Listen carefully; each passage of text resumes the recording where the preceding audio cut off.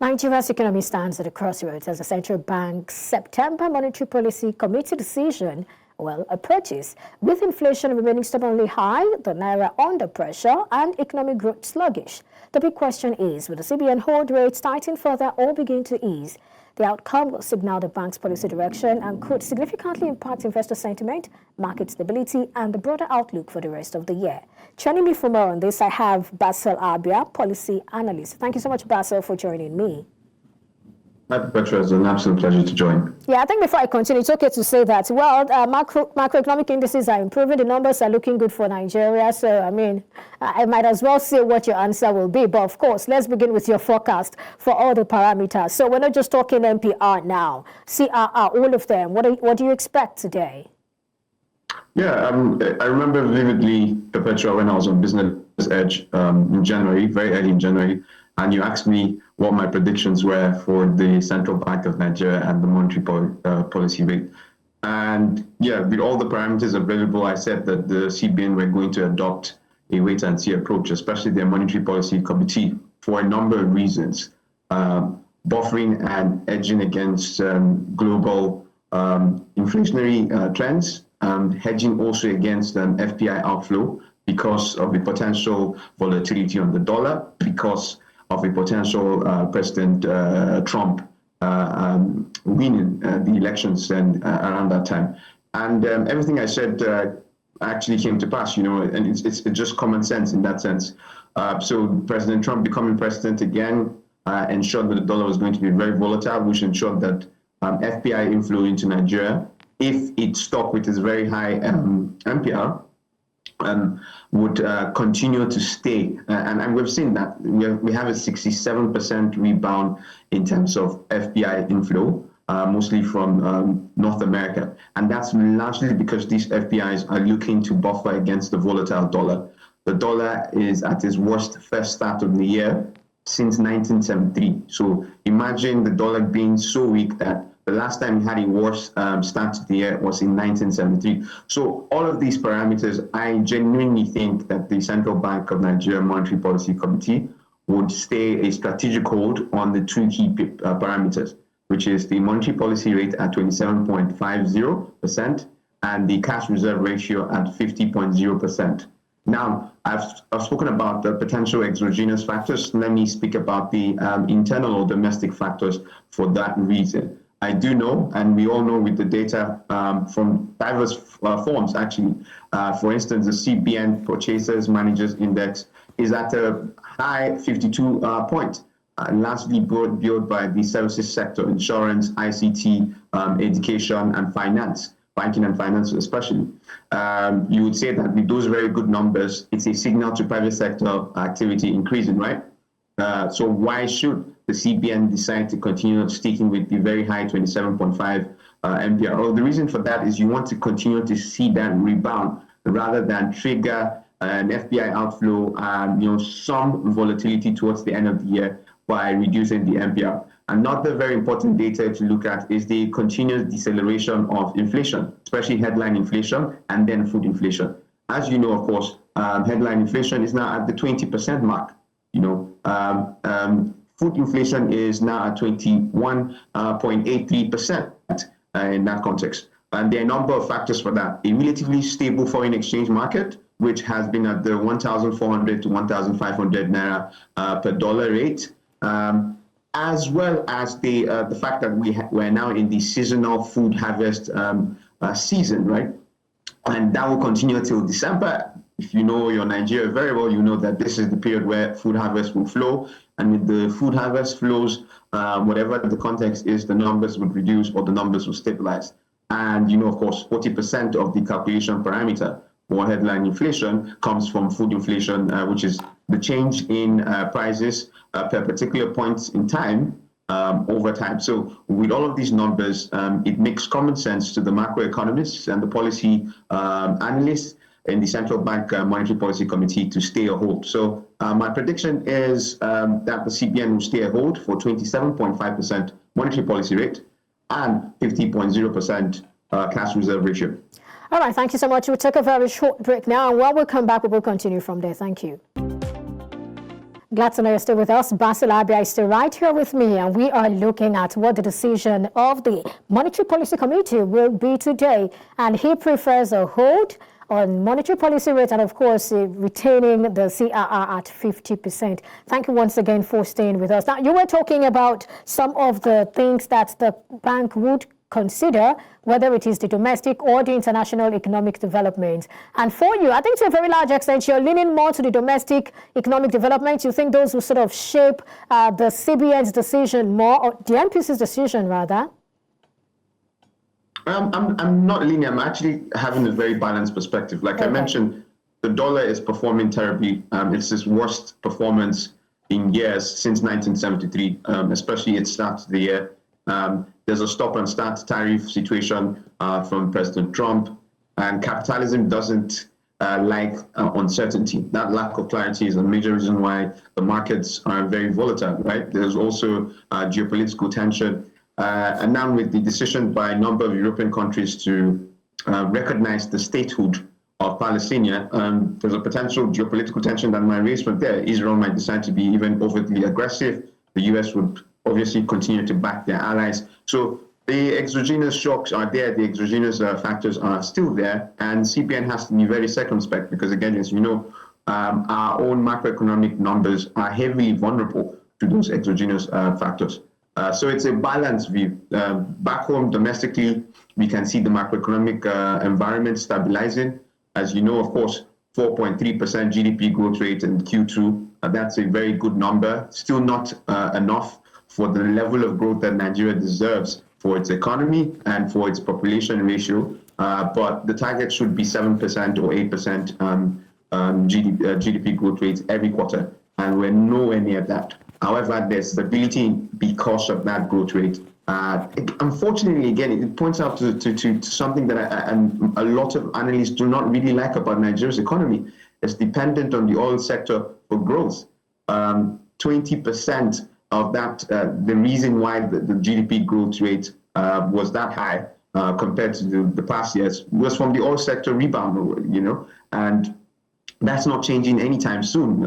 Obviously, the services sector and the agricultural sector too contributed to that, but it's very muted compared to the oil and gas rate. So it means that if there's something terrible happening or affecting our oil prices, which is currently at $66, the Brent crude is currently at $66 per barrel, then if it tanks to $50 or $40 because of geopolitical tensions, that exogenous factor comes into play again, and our macro numbers continue or rebound back to being volatile. So my balance is here. It's very simple. The CBN MPC would have to look at the external numbers and also look at the domestic numbers. And right now, it makes sense to hold, especially, again, very important that I highlight this, especially to hedge against FPI outflow in the context that they decide to reduce much later this year or very early next year. So they should look at that hold decision from an FPI hedge perspective.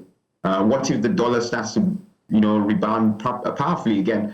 FPI incentives would be to take the money back home, right? But for now, FPI inflow into Nigeria will continue to be high because of the issue with the dollar, and because we have a very good-looking MPR rate. We have a very good high MPR rate at 27.50%. A very good MPR rate, which of course encourages capital inflows, but of course we know what it does to businesses, and businesses are complaining. Matter of fact, speaking of the GDP numbers, 4.23%, beautiful, fantastic. But the labor, people are saying, no way, where did you get that number from? What's your take on that? Yeah, it's your classic economic argument, right? Is the GDP a very good indicator for... No, I'm saying, if you could just let me do this. Now, I'm saying, they're not even saying, whether GDP should be used as a metric measure or not, but the fact that they feel that the 4.23% is exaggerated. And that when you look at some of the macroeconomic, releases from many of those investment houses, their projections were within 3.9. The highest I probably saw was probably 3.9, not to the tune of 4.23%. And so we have people saying, where did you get all of that from? It's very simple, Perpetua. It's increased activity in oil and gas, thanks to the reforms carried out by Madam Olu Verheijen. I hope I got her name You properly did. pronounced. I think she's done very good in terms of the tax incentives provided, the communication as well from Aso Rock in that regard. I'll give them top marks for it. And that has incentivized the big IOCs as well as some NOCs to increase their investments into the Nigerian oil and gas sector. So that increased activity is another reason. There's also the average oil and gas, the average oil production numbers are between 1.6 million to 1.7 million barrels per day. That's a good number. It's also testament to the government saying, look, we need to make sure that we provide stopgaps to these crude oil theft issues. The crude oil theft issues are not over, they're not gone.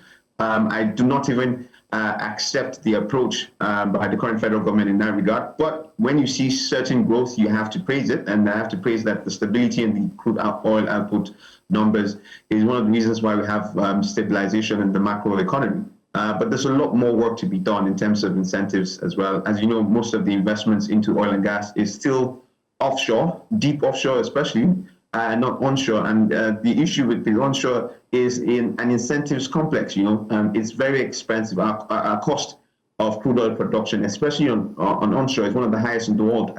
If I'm not mistaken, between $40 to $45 per barrel.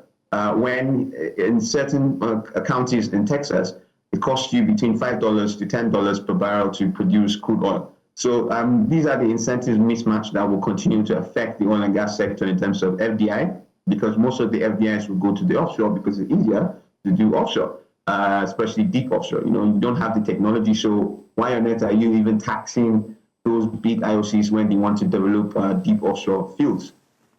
So yeah, there's still work from Aso Rock in that regard. Olu knows this, Madam Olu knows this, and she will continue to provide some of that incentives guidance. My issue is the potential plan by the federal government of Nigeria to include certain ministries in their current PIA amendment. They have a planned Petroleum Industry Act amendment, which I think would be counterintuitive to the current growth or gains that they're making in the oil and gas sector.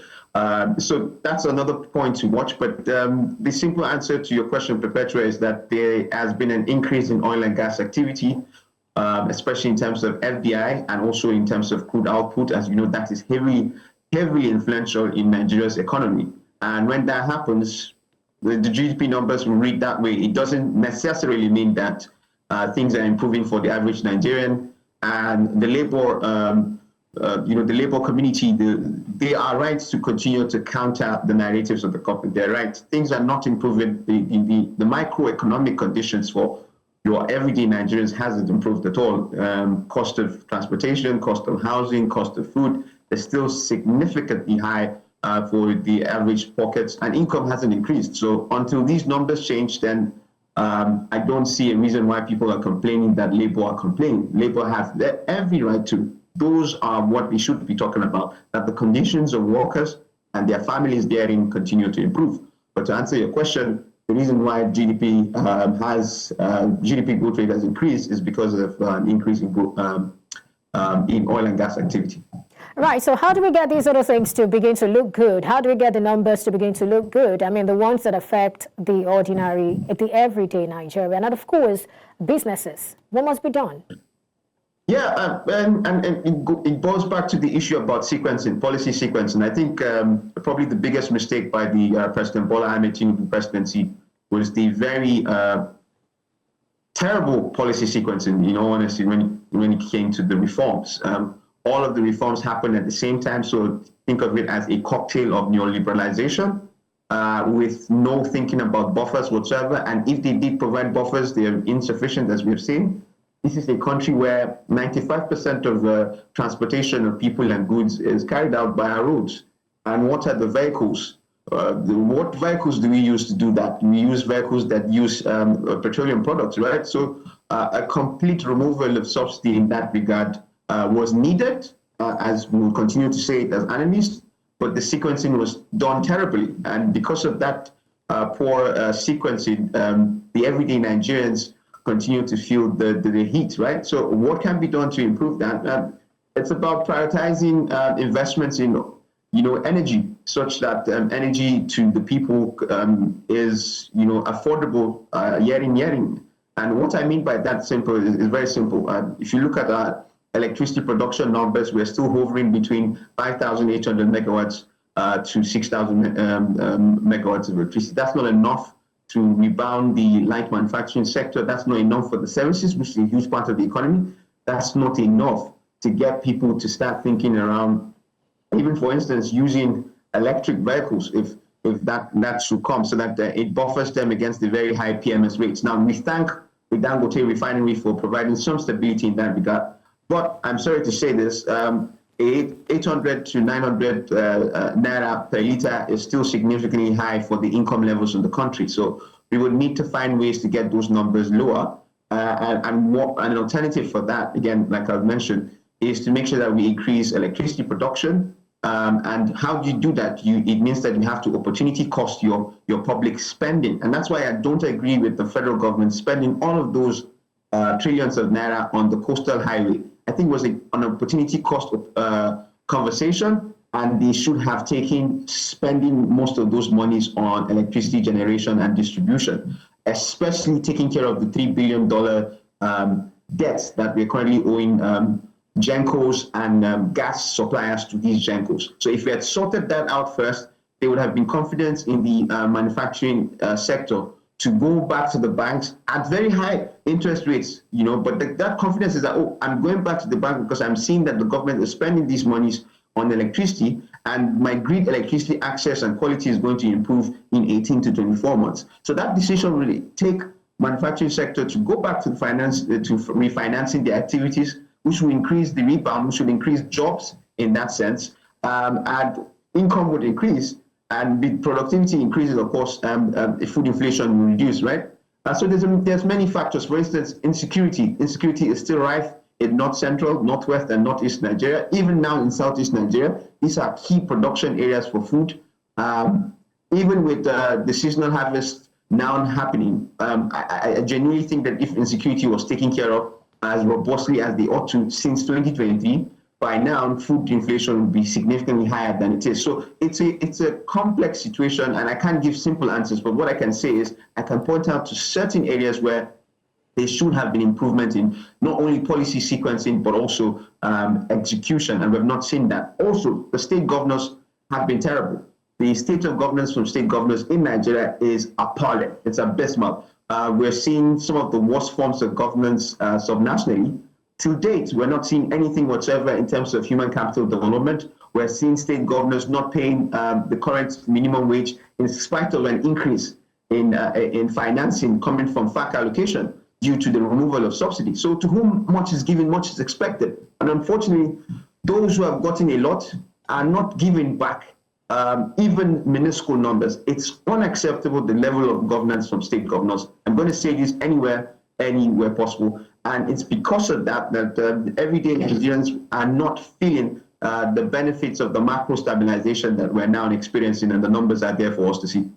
All right, let's close with this. I feel it's important for us to sort of bear in mind our concerns over crude oil prices and lower than projected crude oil revenue has potential impact on forex earnings and may also pose risks to revenue generation and even foreign reserves accretion. So talk to us. How do we hedge against this particular risk? We'll close on that. It's a very tough question, and I'll be honest with you, there are no easy answers to this. Like I mentioned, we are very vulnerable to volatility in the oil and gas sector. We are also going to keep enjoying when the oil and gas sector rebounds, right, and continues to rebound. As I have noted, one of the major reasons why we're experiencing the macro stabilization we're experiencing is because oil output is significantly higher than it was 2 years ago.